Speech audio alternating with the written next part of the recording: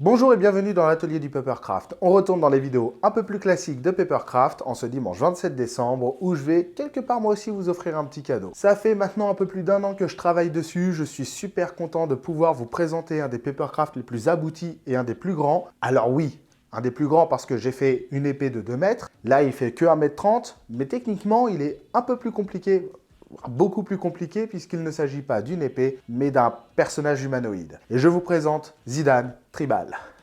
Bon, ok, là c'est une image du Zidane Tribal du jeu Final Fantasy IX. D'ailleurs, je vais tout de suite vous expliquer une petite histoire. Pourquoi est-ce que je l'appelle Zidane Tribal alors qu'en France, lorsqu'il est sorti sur PlayStation 1 en 2000, le personnage, le héros du jeu, s'appelait Zidane Tribal. Eh bien tout simplement parce que c'est son nom à l'international et que je le connais beaucoup plus sous ce nom-là maintenant que sous son nom de Zidane Tribal. D'ailleurs, petit fait amusant, sur l'époque PlayStation 1, tous les héros des 3 jeux Final Fantasy principaux sortis sur cette console ont eu leur nom changé. Cloud Strife de FF7 est devenu Clad, Squall Lionheart de FF8 est devenu Squall Leonard, et Zidane Tribal est devenu Zidane Tribal, ça je viens de vous le dire. Ce personnage a été créé ou chara-designé par notamment Toshiyuki Itahana, que l'on connaît aussi pour avoir travaillé sur Final Fantasy Crystal Chronicle. Et on reconnaît tout de suite son style, très arrondi, avec des personnages un peu enfantins, un corps très maigre et des membres hypertrophiés. Ça fait très SD sur les bords. Et dans cet univers, où ce jeune garçon de 17 ans qui fait partie d'un groupe de voleurs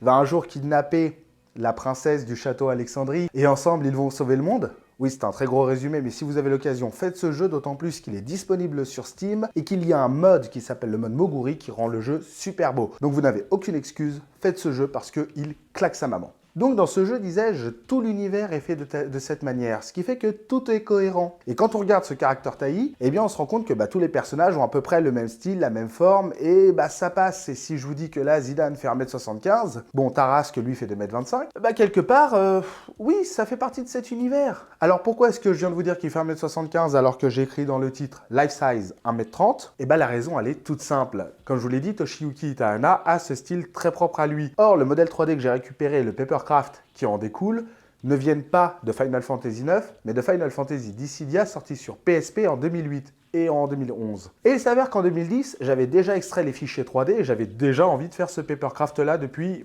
maintenant 10 ans. Et pour le coup, Final Fantasy Dissidia, le character designer, c'est Tetsuya Nomura. Il a donc retravaillé les personnages, dont certains des siens, comme Cloud Strife de Final Fantasy VII et Squall Lionheart de Final Fantasy VIII, qui ont déjà des proportions beaucoup plus canon humain. Par conséquent, lorsqu'il a redesigné Zidane Tribal, il l'a redesigné à sa sauce. Et il a fallu qu'il fasse un compromis entre ce style enfantin de Itahana et son style plus réaliste, lui, à Nomura. Et d'ailleurs, Cloud Strife mesure 1,73 m, bon, 1,80 m avec sa mèche. Squall Lionheart mesure 1,78 m. Et quand on extrait les modèles 3D de ces deux personnages-là du jeu Dissidia et qu'on met en plus le modèle 3D de Zidane au milieu, on se rend compte qu'il ne peut décemment pas mesurer 1,75 m. Et donc par un calcul pas très compliqué que je vous ai déjà expliqué dans la vidéo sur Pepakura Designer, j'ai découvert à partir de la taille de l'épée que la taille de Zidane était de 1,31 m. Sachant que moi j'avais déjà calculé au nez dans mon coin en disant bon je fais la même taille que Cloud, c'est-à-dire 1,73 m, et ça lui arrive au bras à peu près 1,30 m. Bon, comme quoi j'étais bon. Maintenant vous avez la jeunesse de ce Papercraft, il est temps de parler du Papercraft en lui-même. Voilà, il est beau, hein. Il est grand, il est beau. Bon, il est grand parce qu'il est sur un piédestal, mais il est beau. Alors, il faut savoir un truc, c'est que j'ai commencé à le découper sur informatique à partir de octobre-novembre 2019. Et j'ai commencé à l'imprimer en janvier 2020. J'ai commencé à le fabriquer en août 2020. Je suis pas pressé. Franchement, depuis 2010, j'étais plus pressé. La raison est très simple, c'est que j'avais pas le temps. Bah ouais. Alors, pourquoi est-ce que je vous dis ça? Parce que les bottes et les jambes sont imprimées sur du papier 224 grammes. Car en fait, je voulais un papier très résistant, quelque chose qui allait tenir dans le temps. Mais il s'avère qu'en février 2020, j'ai découvert le carton plume. Et j'ai décidé d'utiliser du carton plume de 3 mm pour faire des renforts absolument partout dans ce Papercraft afin qu'il tienne encore mieux dans le temps. Ce qui fait que j'aurais pu tout imprimer sur du 180 grammes. La différence, c'est que le papier est moins cher et se trouve beaucoup plus facilement.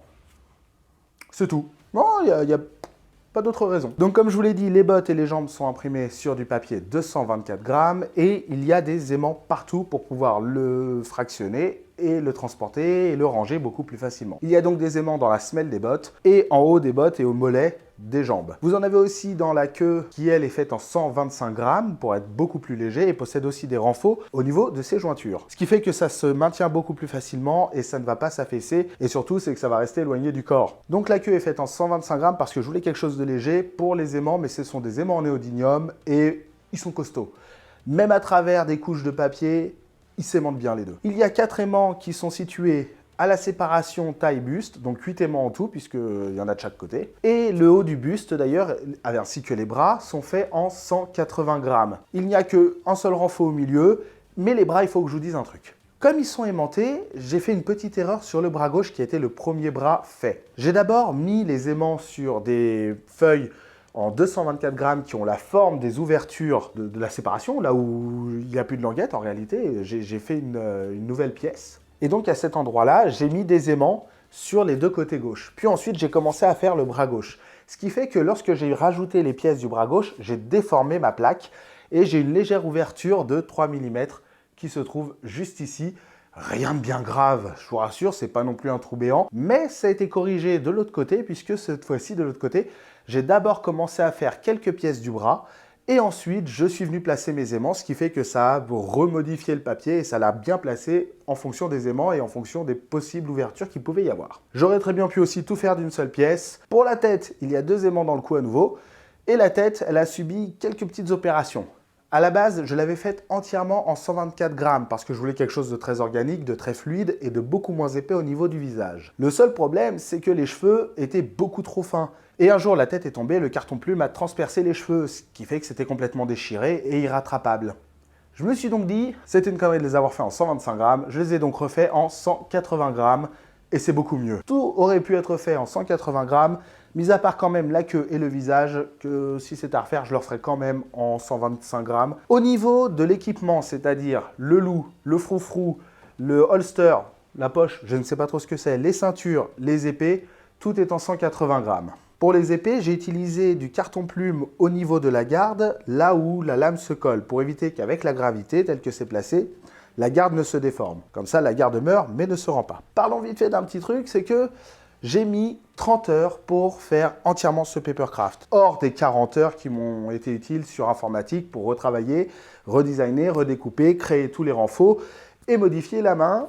Et bien sûr, tout découper sous Pepakura. Oui, modifier la main et la refaire parce que je me suis rajouté 2 heures supplémentaires pour la main, puisqu'à la base, la main était trop fermée et ne permettait pas d'y mettre l'épée. Et aussi, les cheveux.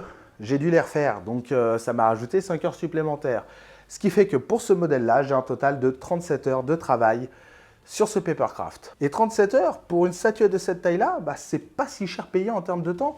Ça prend un peu de temps, certes, mais c'est un plaisir de se dire c'est moi qui l'ai fait, j'ai sorti ça de mes mains. Non, j'ai sorti ça de mon imprimante. Mais bon, vous m'avez compris. Pourquoi est-ce que je vous parle de tout ça, des renforts, etc. Parce que je vous ai dit au début de vidéo que je vous ferai un petit cadeau. Mais bon, un petit cadeau, mais je suis quand même un peu méchant, faut dire ce qui est.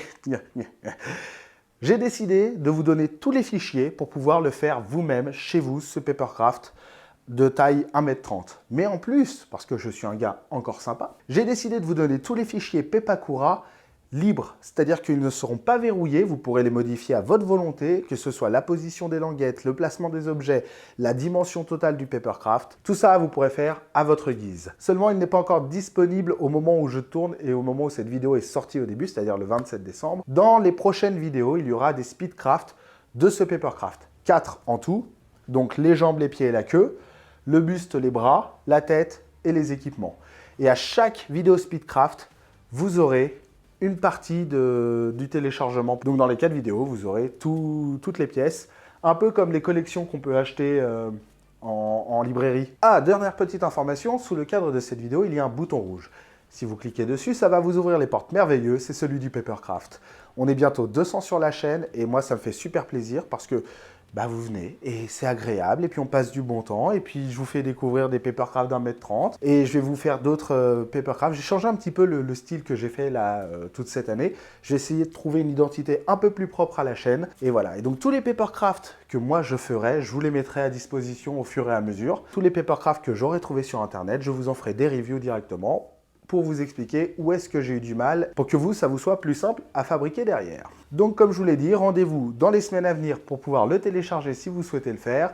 Vous aurez de toute façon dans la description les adresses pour pouvoir le télécharger au fur et à mesure qu'elles seront disponibles. Donc si vous regardez cette vidéo le 27 décembre 2021, normalement vous pouvez tout télécharger d'un coup. Et sur ce, je vous invite à me laisser un pouce en l'air ainsi qu'un commentaire pour me dire combien vous m'aimez parce que ça me fait toujours plaisir. Mesdames, Mesdemoiselles, Messieurs, je vous souhaite à tous de passer une bonne journée, une bonne soirée ou une bonne nuit en fonction de l'heure à laquelle vous regardez cette vidéo. Ciao!